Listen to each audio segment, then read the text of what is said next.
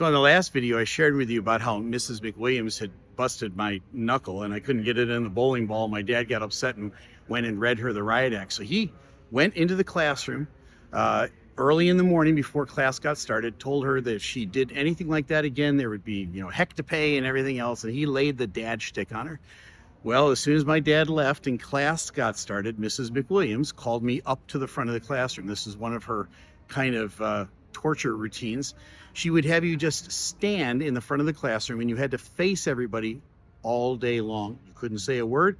You weren't facing the corner. You weren't sitting down. You had to stand in front of the classroom and face everybody, kind of the stand of shame all day long.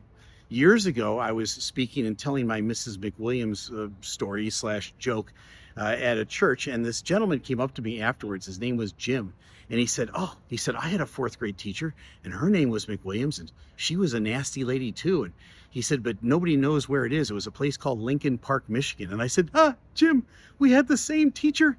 And he told me a story about what she had done to him. He, I guess, was talking in class or something. She didn't like it. She tried to duct tape his mouth shut.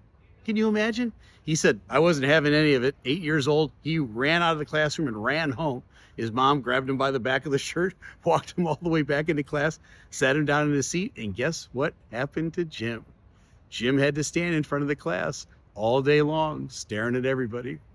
That was our Mrs. McWilliams. What a gem. Now you know. I'm Captain Steve. Fly safe.